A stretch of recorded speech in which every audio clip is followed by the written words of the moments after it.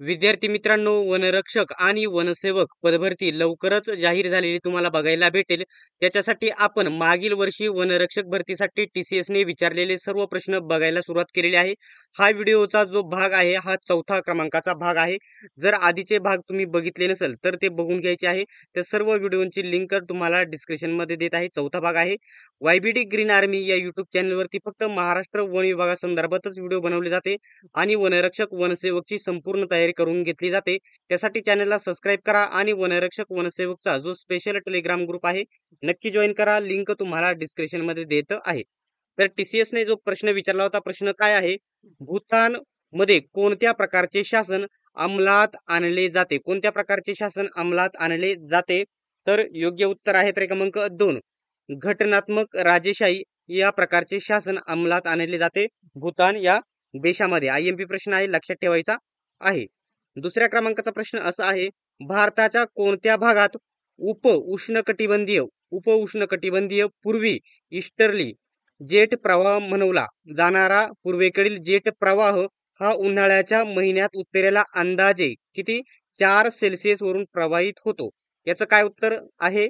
तर योग्य उत्तर पर्याय क्रमांक 2 आहे. द्वीपकल्पीय भारत हे याचं योग्य उत्तर असलेले तुम्हाला बघायला भेटेल. प्रश्न समजून घेत जा आणि TCS अशाच प्रकारचे प्रश्न यावर्षी देखील तुम्हाला विचारेल. या ठिकाणी सोपा प्रश्न TCSने एक विचारला होता. काय आहे प्रश्न?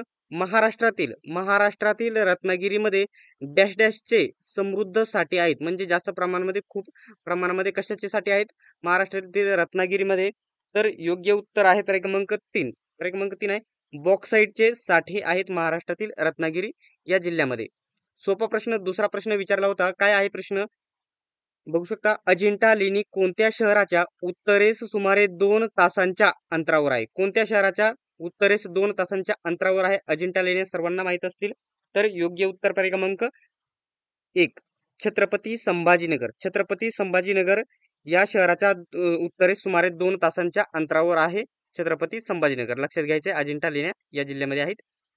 5व्या क्रमांकाचा प्रश्न तुमच्या समोर आहे. जुलै जुलै 1924 जुलै 1924 मध्ये खालीलपैकी कोणी महाराष्ट्रात बहिष्कृत हितकारणी सभा स्थापन केली? कोणी स्थापन केलेली होती ही सभा? एकदम सोप्या लेवलचा प्रश्न विचारला होता TCSने. तर पर्याय क्रमांक 1 आहे. तर बघू शकता, डॉक्टर बाबासाहेब आंबेडकर यांनी बहिष्कृत हितकारणी सभेची स्थापना केलेली होती. ठीक आहे. प्रश्नांची लेवल कशी आहे तुम्ही नक्की सांगा आणि व्हिडिओ आवडल्यास चॅनलला सबस्क्राईब करा.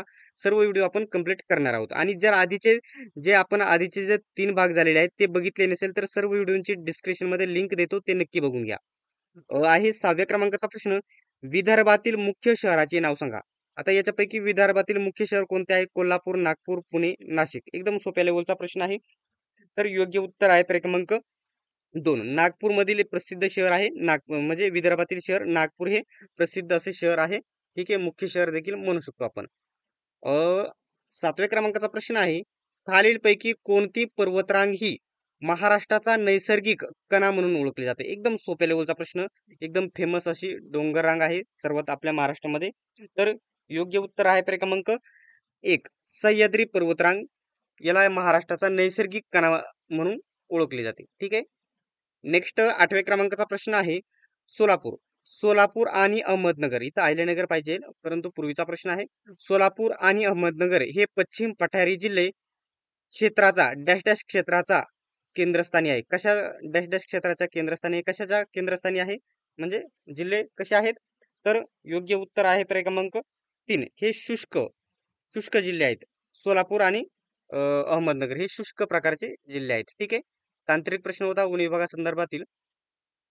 नेक्स्ट प्रश्न आहे 9व्या क्रमांकाचा प्रश्न जो विचारला आहे, 1928 मध्ये वल्लभभाई पटेल यांनी बारडोली सत्याग्रह म्हणून ओळखल्या जाणाऱ्या गुजरात मधील बारडोली येथील शेतकरी आंदोलनाचे नेतृत्व केले. हे आंदोलन डॅश डॅश यांच्या विरोधात होते. कोणाच्या विरोधात होते हे आंदोलन?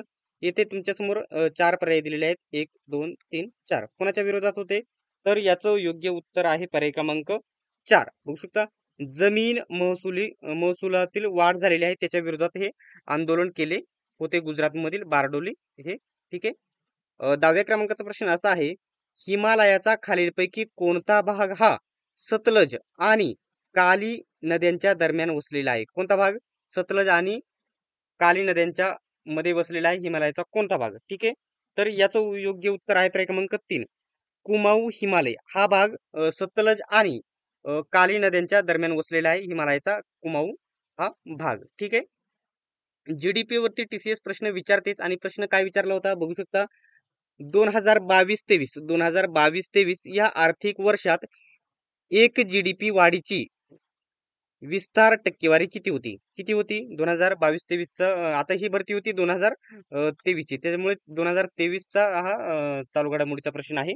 तर याचं योग्य उत्तर जीडीपी किती होती? पर्याय क्रमांक 4 4.7% एवढी होती. ठीक आहे. आयएमपी प्रश्न आहे. आयएमपी करून घ्या. ठीक आहे. नेक्स्ट 12व्या क्रमांकाचा प्रश्न आहे. डॅश डॅश म्हणजे व्यक्तीची प्रतिष्ठा. डॅश डॅश म्हणजे व्यक्तीची प्रतिष्ठा आणि राष्ट्राची एकता व अखंडता यांची खात्री होई. काय म्हणजे? तर योग्य उत्तर आहे पर्याय क्रमांक बघू शकता. पर्याय क्रमांक 3 याचं योग्य उत्तर आहे बंधुभाव. बंधुभाव म्हणजे व्यक्तीची प्रतिष्ठा आणि राष्ट्राची एकता होय. ठीक आहे. नेक्स्ट आपण प्रश्न बघणार आहोत 13व्या क्रमांकाचा प्रश्न. काय आहे प्रश्न? बघू शकता. 2020-21 पर्यंतच्या माहितीनुसार भारतामध्ये रस्त्यांचे जगातील डॅश डॅश जाळे एकूण सुमारे 62.16 लाख किलोमीटर आहे. कितव्या क्रमांकाचे आहे हे भारतातील रस्त्यांचे जाळे? तर योग्य उत्तर आहे क्रमांक हे आहेत दुसऱ्या क्रमांकाचे हे जाळे आहे सर्वात मोठे भारतामध्ये रस्त्यांचे जाळे. आता जर तुम्ही विचार केला पहिल्या क्रमांकाचे आता फिक्स मला सांगता येणार नाही, परंतु पहिल्या क्रमांकावरती चीन असू शकतो. चीन. ठीक आहे. नेक्स्ट व्हिडिओमध्ये आपण हे नक्की बघून घेऊयात. आता खात्री नाही त्याच्यामुळे सांगत आहे, परंतु चीनच हे असणार आहे. ठीक आहे. नेक्स्ट आहे 14व्या क्रमांकाचा जो प्रश्न आहे. भारतीय राज्यघटनेच्या डॅश डॅश मध्ये विहित केलेल्या प्रक्रियेनुसारच राष्ट्रपतींना काढले जाते. कोणत्या कलमानुसार राष्ट्रपतींना काढले जाऊ शकते? तर योग्य उत्तर आहे क्रमांक 3. क्रमांक 3 आहे कलम 61 नुसार राष्ट्रपतींना पदावरून काढले जाऊ शकते. आता प्रत्येक शिफ्ट मध्ये 15 जीकेचे प्रश्न विचारले होते. आता तुम्ही काय करायचं आहे, तुम्ही शेवटचा प्रश्न बघण्या अगोदर तुम्हाला थोडी माहिती सांगून घेतो. प्रत्येक प्रश्न बघण्या अगोदर तुम्ही आता समजा प्रश्न स्क्रीनवरती आला तर मी उत्तर सांगण्याच्या अगोदर व्हिडिओ तुम्ही स्टॉप करायचा आणि तुमच्या मनाने उत्तर देण्याचा प्रयत्न करायचा आहे. आणि जे 15 प्रश्न आपण बघत असतो या 15 प्रश्नांपैकी तुमचा स्कोर किती होतो? 7 होतो, 8 होतो, 10 होतो, हा तुम्हाला नक्की कमेंट बॉक्समध्ये सांगायचा आहे. ठीक आहे. आता बघूयात शेवटचा प्रश्न आहे. याचं उत्तर तुम्ही देण्याचा प्रयत्न करा. नंतर मी तुम्हाला सांगेलच याचं उत्तर. काय आहे प्रश्न? प्रश्न काय होता? भारताची लोकसंख्या सातत्याने वाढत आहे ती 1951 मध्ये किती होती? तर 361 दशलक्ष वरून 2011 मध्ये किती दशलक्ष पर्यंत वाढलेली आहे? किती वाढलेली आहे? 2011 ला किती होती? तर 361 दशलक्ष होती. 361 दशलक्ष होती आणि आता किती वाढलेली आहे? तर योग्य उत्तर आहे क्रमांक बघू शकता 2. 1210 दशलक्ष झालेली आहे. म्हणजे खूप मोठ्या प्रमाणामध्ये ही आपली जी आहे लोकसंख्या वाढलेली आहे. तर मित्रांनो आजचा व्हिडिओचा चौथा भाग होता. आधीच्या सर्व 3 व्हिडिओची लिंक तुम्हाला डिस्क्रिप्शन मध्ये देत आहे. तो नक्की बघून घ्या आणि चॅनेलला सबस्क्राईब करा. वनरक्षक आणि वनसेवकची पूर्ण तयारी करून घेतली जाणार आहे. सर्वांनी व्हिडिओ शेवटपर्यंत बघितल्याबद्दल धन्यवाद. भेटूयात आपण नेक्स्ट व्हिडिओमध्ये.